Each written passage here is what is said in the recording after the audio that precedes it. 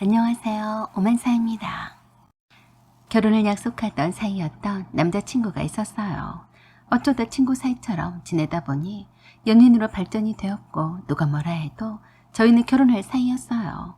조건을 따지고 결혼을 전제로 해서 만난 것이 아니라서 서로의 집안 사정에 대해서는 잘 몰랐어요.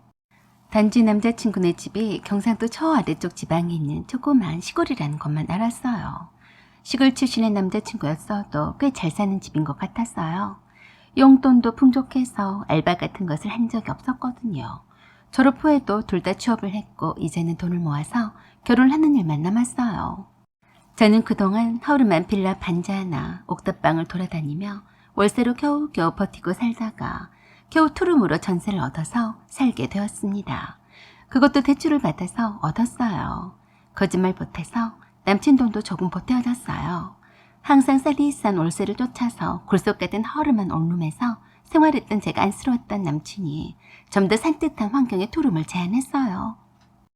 결혼할 사람의 돈이었으니 도움을 못 받을 이유도 없었고 이 집을 발판으로 삼아서 저와 남친이 결혼할 신혼집을 사려고 했습니다. 투룸으로 이사를 한 뒤 일주일도 안 되어서 어떤 아주머니가 찾아왔어요. 옆에는 웬 학생으로 보인 아가씨가 있었고요. 누구세요? 혹시 아가씨가 이춘심인가요? 네, 저를 어떻게 알고 오셨어요? 난 동팔이 엄마예요. 잠깐 들어갈 수 있어요? 저는 깜짝 놀랐어요. 동팔 씨한테서는 연락도 못 받았는데 무슨 일인지 놀랄 수밖에요. 네, 안녕하세요. 일단 들어오세요. 그러자 동팔 씨 어머니가 함께 왔던 여학생에게 들어가자고 하면서 들어오셨어요. 그날은 토요일 오후였는데 동팔 씨가 바쁜 관계로 다음날 만나기로 되어 있었어요. 투룸이라고 해봤자 좁디 좁은 거실이라 좀 더 넓은 침대가 있는 안방으로 들어오시라고 했습니다. 이렇게 오실 줄 알았으면 좀 치워놓고 있을 걸 그랬네요. 여기 앉으세요. 따뜻한 레몬 꿀차 괜찮으세요? 그래요. 집도 깨끗하고 좋아 보이네. 방 하나 따로 있는 거는 지금 비어있죠? 네, 그런데요? 그러자 집 구경 좀 한다시면서 안방에서 나와서 거실이며 베란다 쪽이며 방이며 꼼꼼히 둘러보셨어요. 저는 처음에는 참 인상타했습니다. 아니, 참 무슨 중개사 사무실에서 집 보러 온 사람처럼 왜 저러시지? 제가 쓰고 있는 안방 말고 다른 방은 드레스룸처럼 쓰고 있어서 이런저런 물건들로 꽉 차 있었어요. 그래서 사실 그 방은 보여주고 싶지 않았는데 제게 물어보기도 전에 문을 팍컥 열어서 보시더니 그러셨어요. 아이고, 혼자 살면서 무슨 옷이며 짐들이 이렇게나 많아? 아니, 남의 집에 처음 와서 짐이 많든 말든 무슨 상관인데 저러나 싶어서 조금 당황스럽더라고요. 그래도 결혼할 남친의 어머니라고 생각해서 최대한 예의를 갖춰서 공손히 말씀을 드렸어요. 네, 제가 물건을 잘 버리지 못해서 그래요. 옷도 자주 안 사 입는 대신에 오래 입기도 하고요. 라고 하며 화장실이며 욕실까지 들어가서 물이 잘 나오는지 체크까지 하는 걸 보고 참 별스럽다고 생각했어요. 제가 주방에서 레몬 꿀차를 내올 때까지 남친 엄마와 그 여학생이 나누는 대화에 더 놀랐어요. 여기 어떠냐? 학교도 멀지도 않고 딱 아니냐? 방새가 웬만해야 말이지. 저기 저 방도 작지도 않고 집만 치우면 책상도 놓고도 널널하겠다. 그동안 내가 네 엄마한테 얼마나 신세를 졌는데 이 정도도 못 해주겠냐? 뭐? 책상도 놓고도 널널하겠다고? 이게 무슨 말이야? 제가 레몬 꿀차를 들고 오자 남친 어머니가 그러셨어요. 우리 동파리한테서 아가씨에 대한 말을 많이 들었어요. 결혼까지 약속을 했다는데 아직 결혼은 하진 않았지만 내가 아가씨를 며느리라 생각해도 되는 거죠? 네? 며느리라고요? 네, 글쎄요. 글쎄요는 무슨 글쎄요. 요즘 사람답게 확실하게 해야지. 내가 갑작스럽게 찾아와서 미안해요. 동파리한테도 연락할 새도 없이 왔으니까. 아, 네. 그런데 무슨 일로 이렇게 오신 거예요? 여기 얘는 동파리 사촌 여동생이에요. 이번에 다행히 대학에 붙어서 곧 입학을 앞두고 있는데 지금 마땅한 집을 구하기가 쉽지 않아서 찾아온 거예요. 네, 그래서요? 그래서 아가씨가 우리 집안에 시집을 오면 여기 이해는 신우이가 되잖아요.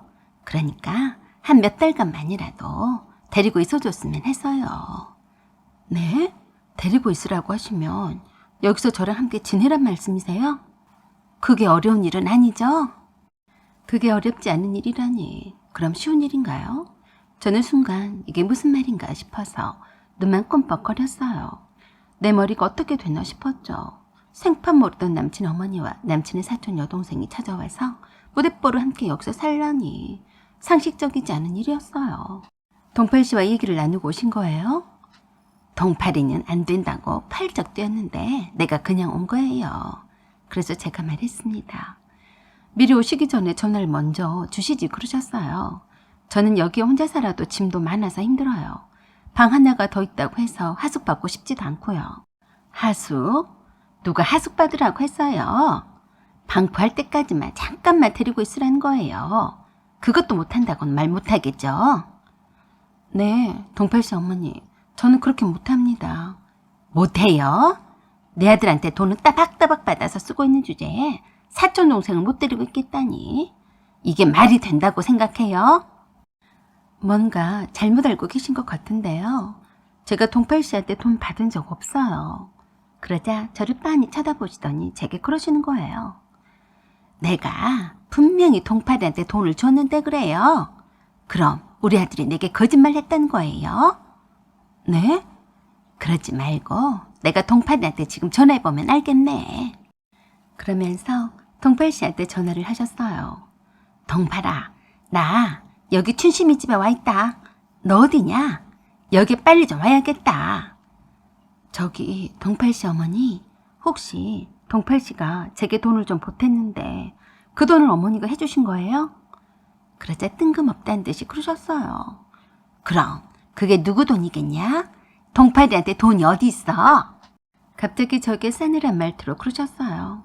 네? 동팔 씨도 4년 동안 직장을 다녔는데 왜 돈이 없어요? 그러자 정말 어이없는 말씀을 하셨습니다. 동팔이가 자기 수중에 쥐고 있어야 동팔이 돈이지. 이제껏 내가 동팔이 월급을 받아서 용돈만 주고 있었다. 내가 돈 관리해왔으니까 내 돈이지. 안 그러냐? 도대체가 뭔 말인지 머리가 복잡했지만 제가 확실히 말씀을 드렸어요. 어쨌든 동팔 씨 어머니, 저는 동팔 씨가 주는 돈을 받은 거지 어머니가 주신 돈이라고 했으면 받지 않았을 거예요. 그 문제는 동팔 씨와 상의해서 알아서 할 테니까 이만 돌아가 주세요. 그러자 기가 막히다는 듯이 눈이 동그래져서 그러셨어요. 이게 어디서 시어머니한테 엉덩이를 붙인 지 얼마나 쪘다고 벌써 가라고 하는 거야? 동팔이가 큰아버지와 큰엄마한테 얼마나 신세를 많이 졌는 줄이나 아냐? 마땅한 집을 못 찾고 있어서 걱정이 많아서 이리로 데리고 온 거야. 네 신이 될 사람이니까 잘해라. 그래서 제가 확실하게 짚어줬어요. 저는 동팔 씨랑 결혼도 하지 않았어요. 할지 안 할지도 모르고요. 이럴 시간에 집을 알아보러 다니시던가요. 그러자 얼척이 없다는 식으로 말씀을 하셨습니다. 요새 애들은 뭐 이렇게 낯짝도 뻔뻔하냐? 내 아들한테서 돈 받고 집을 얻었으면 볼장 다 본 것 아니었냐? 정말 웃기고 있네. 동팔 씨 어머니, 남이 들으면 오로지 동팔 씨가 준 돈으로 이 집을 얻은 줄 알겠네요. 하나만한 소리는 하지 마시고 이제 그만 제 집에서 나가주세요. 부탁을 하러 오신 분이 되려 큰소리치고 남의 귀한 딸에게 언제 봤다고 반말이세요. 이것 봐라. 감히 시어머니가 될 사람한테 버릇없이 말하는 것 좀 보게. 그래서 함께 왔던 동팔이 사촌 여동생에게 제가 말했어요. 처면이라 미안하지만 여기 동팔 씨 어머니와 함께 지금 빨리 나가줄래요? 내가 분명히 말하지만 여기 방 한 칸 내줄 생각은 없으니까 때를 써도 소용없다는 것만 알아요. 알겠어요? 그러자 동팔 씨 사촌 여동생이 입을 삐죽거리며 일어나서 나가려고 했어요. 그랬더니 동팔 씨 어머니가 저에게 소리를 고래고래 질렀습니다. 네가 뭔데 나가라 말아야. 그때 마침 동팔 씨가 들어왔어요. 오자마자 동팔 씨가 숨 넘어가는 듯한 목소리로 동팔 씨 어머니께 그랬어요. 엄마, 여기 오지 말라고 했잖아요. 내가 엄마 때문에 일도 다 못 보고 달려왔어요. 왜 그래요? 제가 알아듣게 말씀을 드렸잖아요. 그러자 동팔 씨 어머니가 어이없는 말을 하셨습니다. 이렇게 좋은 집을 놔두고 내가 어디로 가겠냐? 우리 현이가 계속 여기에 있겠다는 것도 아니고 당분간이라는데 너무한 거 아니냐? 그러자 통팔씨가 그랬어요. 엄마, 제가 분명히 말씀을 드렸죠. 이렇게 맨날 아들 말을 안 들으시면 제 통장을 다 뺏어오겠다고 했죠. 그동안 큰아버지 공장에서 아버지가 공장장을 하시면서 덕택이 잘 사는 것은 저도 알아요. 저도 그렇고요. 그래도 이건 아니죠. 약속한 대로 제 돈 관리는 이제부터 제가 할 거니까 다 내놓으세요. 그 말에 시어머니는 놀라서 서둘러서 통팔씨의 사촌 여동생을 데리고 나갔어요. 그런 후 저에게 통팔씨가 그랬어요. 미안해. 내가 안 된다고 했는데도 그새 집 보러 왔네. 사실은 큰아버지한테 저 누뚱이 사촌 여동생만 있고 다른 자식이 없어서 내가 큰아버지 호족의 아들로 올라가 있어. 그 덕에 우리 부모님이 잘 산 거지. 우리 엄마가 매번 신세만 지고 사는 큰아버지와 큰어머니한테 잘 보이고 싶어서 그런 거야. 다시는 그러지 않으실 거니까 걱정 마라. 저는 답답했습니다. 그렇다면 시부모님이 4분이나 된다는 소리인데 뭐 이렇게 복잡한 집구석이 다 있나 싶더라고요. 아직 결혼 말도 오고 같지도 않았는데 벌써부터 이러면 대체 어쩌란 말인지. 그래서 통팔씨에게 말했어요. 네 어머니께는 확실히 말씀을 전해드려라. 난 절대로 너랑 결혼하지 않을 거라고 말이다. 네 돈은 내가 직장 대출을 더 받든지 마이너스 대출을 받든지 해서라도 바로 돌려줄 테니까 걱정 마시라고 해라. 통팔씨는 그런 말도 안 되는 소리라며 겨우 자기 엄마 때문에 결혼을 하지 않겠다고 하냐며 난리였어요. 하지만 제 결심은 굳었어요. 어떻게 시부모님을 4분이나 모시고 살겠냐고요. 통팔씨 어머니가 오시지 않았다면 그것도 모르고 결혼할 뻔했네요. 그 후에 제가 통팔씨가 보내준 전세금을 돌려주고 만나주지 않게 되자 통팔씨 어머니가 또 쫓아와서 행패를 부르셨어요.